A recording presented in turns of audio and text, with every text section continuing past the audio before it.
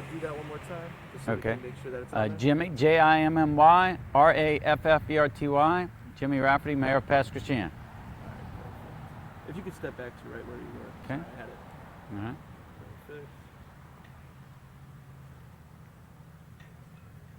Now, Mayor Rafferty, why don't you explain a little bit about what you would like to see moving forward in Pass Christian? Well, a lot of what we're doing is just trying to rebuild to where we were before the hurricanes. You know, Hurricane Katrina leveled Pass Christian. We were a parking lot. And we've been very fortunate working with our state legislators in getting grants to help enter into public-private partnerships and develop downtown Pass Christian. And if you'd like to, I can show you at one point, you know, the developments that we've had. However, there's still a lot of green grass downtown.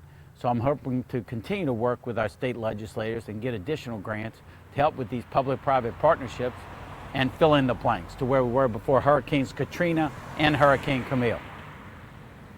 And looking just more recently at Hurricane Francine, and I know we're building this Boardwalk. out Okay. a little bit more. Can you tell me a little bit about this boardwalk and what you saw and how it's helped during Hurricane Francine? Well, of course, during Hurricane Francine, you know, we were very fortunate.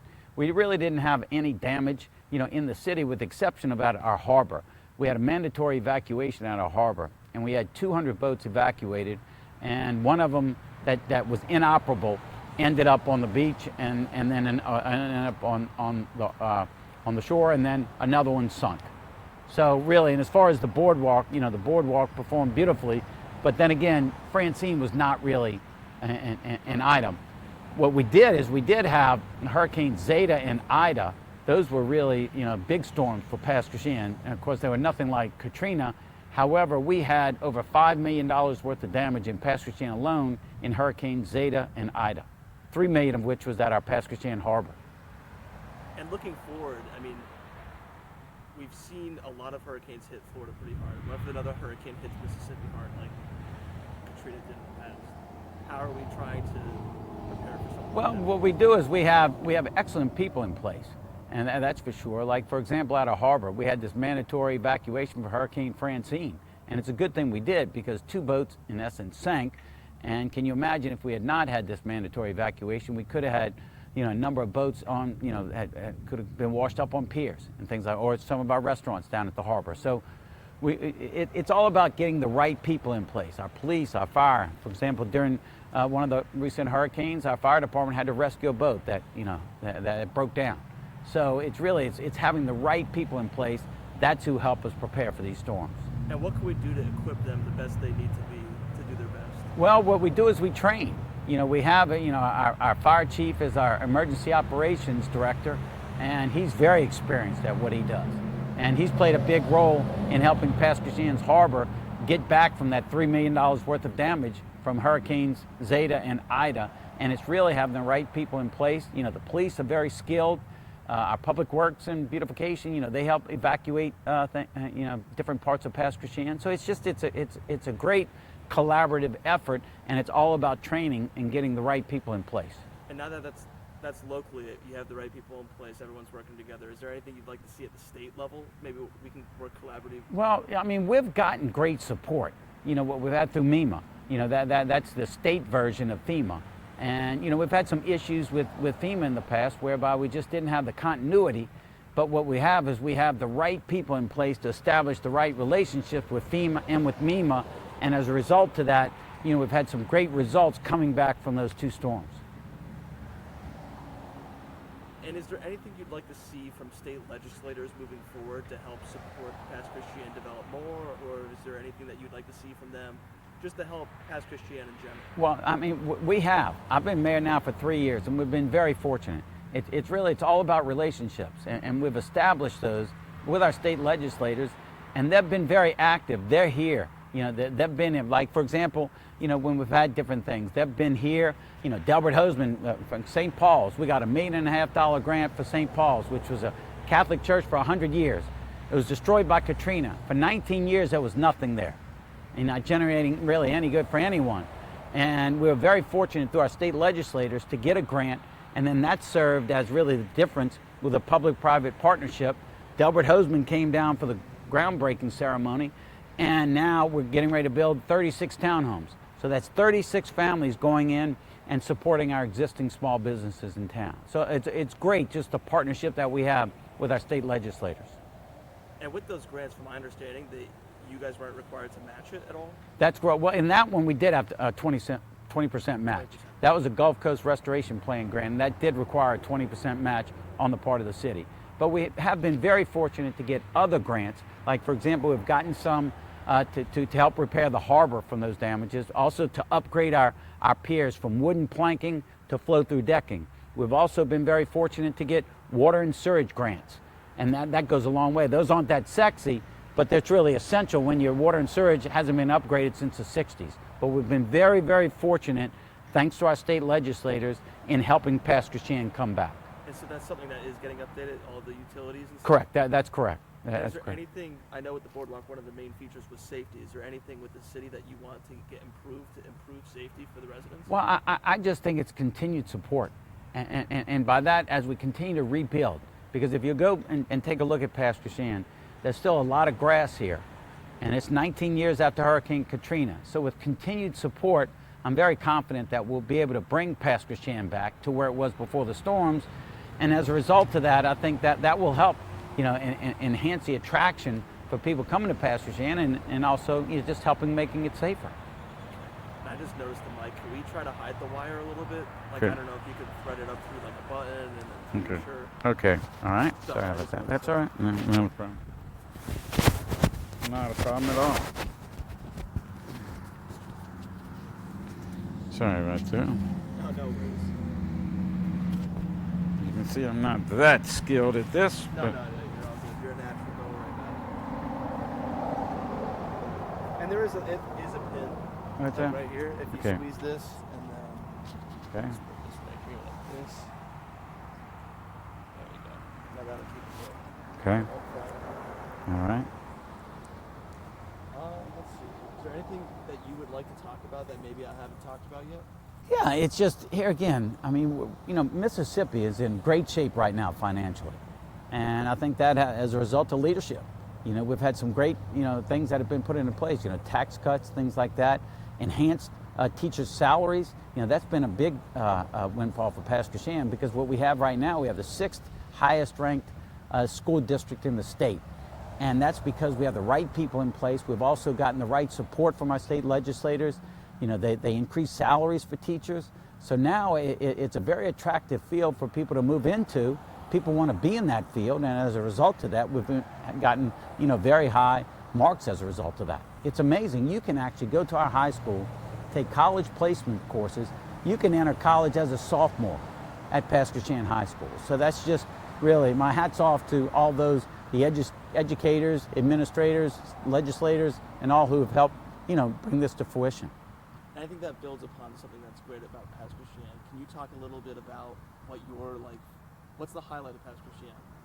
I just think it's a small town, with the smallest town on the coast. It's a very charming town, but we have some challenges, with just trying to come back to where we were before the hurricanes. But then again, it's all about the people here too. We have a very diverse community, and we have great sports, great food, great beaches, and great people. That's what this is all about, and that's what energizes me each day. So people here in Pasquotank. And from an outside point of view, from someone who's like me from Pennsylvania, what would you tell me about Pasquotank? If I were to ask you, so what's so great about your town? Well, it's just a very small, charming town. Sort of beach resort in Mississippi, and oftentimes you don't hear about that. People don't even know that Mississippi has beaches, but we have the longest man-made beach in the world right here, and it's just a great testament to all the people who played a part in getting us to where we are. And what goes into keeping this beach here? Well, it's called the Harrison County Sand Beach Authority, and they do a wonderful job. They're responsible for keeping all of the 26 miles of beaches clean. And on any given day, you'll see tractors out there. They're cleaning. They're also sort of rotating the sand and so forth. And also a good thing here, they have every 10 years or so, they'll re-nourish the beaches. And it's my understanding in May of this year, in the fall of 25, they're going to re-nourish the beach. So they'll go out about another 100 feet. So that will be an even nicer beach once the sand is pumped in, once it sort of dries out and so forth, and becomes nice and white, and then after that, I think we'll have a very nice beach here and a further attractive way of bringing people into our town. One thing I had seen about the town is railroad safety. Is there anything you'd like to say about that? Yeah, we're very fortunate. Right now we have 17 railroad crossings in Pasture Shan. 8 of them only have a stop sign or a blinking light. And I spent a lot of time working with MDOT, and right now what they're getting ready to do is spend $4 million next year on putting crossing arms on every one of those 18 crossings that only have a stop sign. So we're elated. It's all about safety. It's just like the boardwalk here. It's all about safety here in Pasture Shan, and especially with Amtrak coming, that'll be another way whereby we can increase the safety here in Pasture Shan. Sorry, I had a list of questions here. I'm just pulling that Okay, up. no, that's Just good. These are through good one. questions, Justin.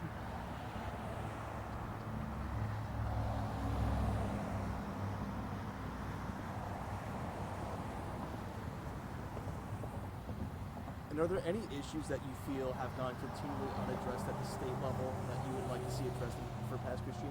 Well, as far as no, I mean, right now we're dealing with some very complicated issues, like the PERS, the retirement program. And, that impacts our roughly 100 employees here, especially when, about a year ago, we were facing a very steep increase. And fortunately, this legislature came in and came with sort of a phased-in approach of increasing that. So that's an issue. And I have faith, we have some very talented people in Jackson, and I have a lot of faith in them in coming up with the right solution as far as the employees' retirement system. Also, medical coverage for working Mississippians. That's another thing they're working on, and I'm very excited about that because, last year we had a lot of progress in that, and then hopefully once January comes around, they'll be able to deal with that. And then lastly, what do we do with taxes? Whether it be the grocery tax or the state income tax. We've already cut the state income tax dramatically over the last few years. Now there's discussion of eliminating it completely. However, then, where would you get those taxes? So I think that's a really important thing. And then, of course, the grocery tax.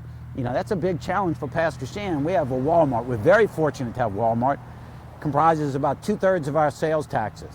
So if you're going to eliminate the grocery tax, that could really have a big effect on Pasture Shan. So I'm very excited about getting the input from the state legislators and coming up with a solution. If they are successful in eliminating the grocery tax, which would make it much easier on people, especially lower paid people who are paying a much higher 7% tax on their groceries, if we're able to come up with a solution whereby, okay, we are able to eliminate the grocery tax or reduce the grocery tax, however, we're able to help benefit small towns like Pasture Shan.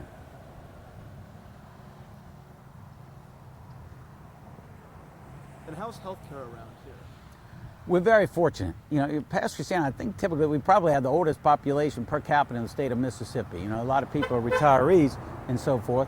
And here, but we have, excellent healthcare coverage here. We have a wonderful, memorial hospital system here in Gulfport that, pertains to the whole coast.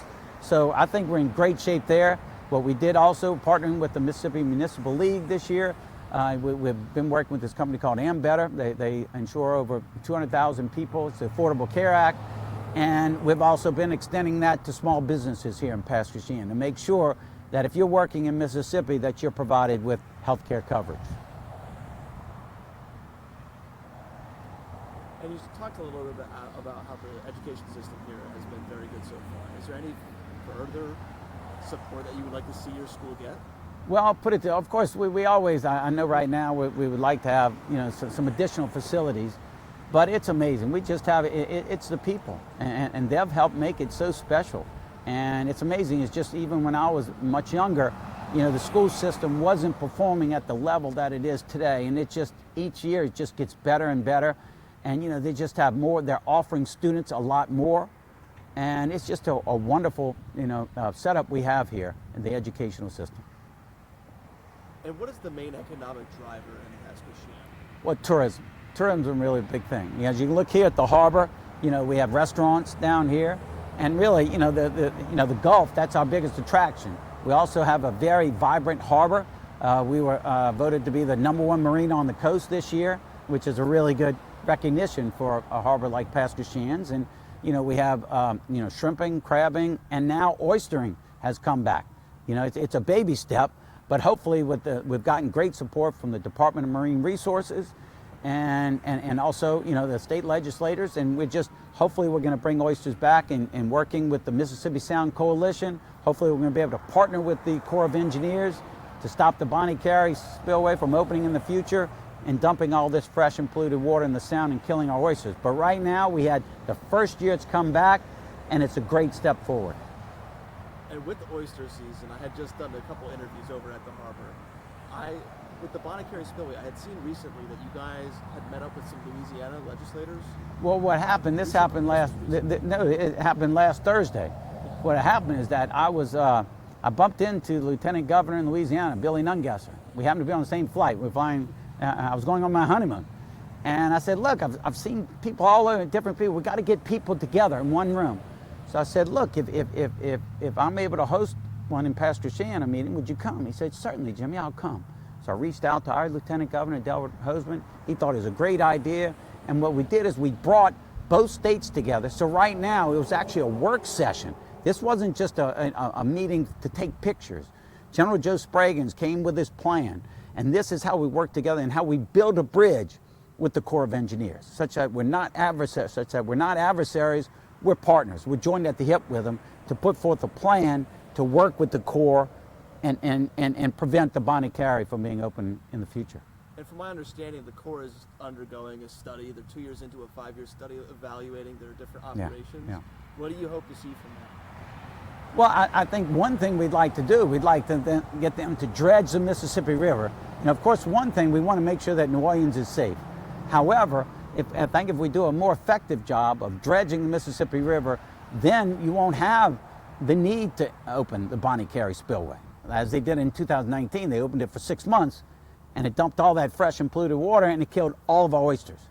But right now, we're starting these baby steps coming back with oystering, but hopefully with this partnership with the state of Louisiana and also the Corps of Engineers, hopefully we can work together to come up with that solution such that whenever the water is rising, we find a way to divert it other than the Bonnie Carey. And with oyster season finally being back, I mean, we've been talking about, I think the underlying thing is coming back from Katrina. Like, you've been pretty clear about that through this interview. And with Katrina, that was kind of the first kick down to the oyster industry. They lost 96% of their oysters.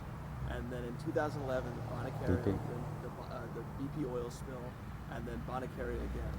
What do you think it says about the community around here in Pascagoula that we're still here trying to bring back the history? Well, we're very resilient here.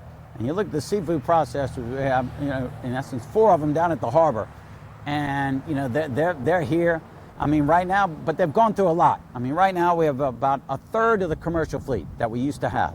However, one good thing is that right now, working together, working with the Department of Marine Resources, working with the state legislators of both states, now we're coming back.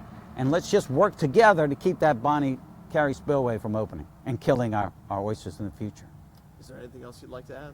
No, I think this is very good. Thank you. Hopefully you think it was pretty good. But great. I thought it was very positive and just really good things happening. It's really, it's the partnership with our state legislators. They know Pastor Shan, they've been here, they keep coming back, and that's the best part. And they want to keep it the way it was. They want to keep it getting better. Correct. That's right. All right. That's it.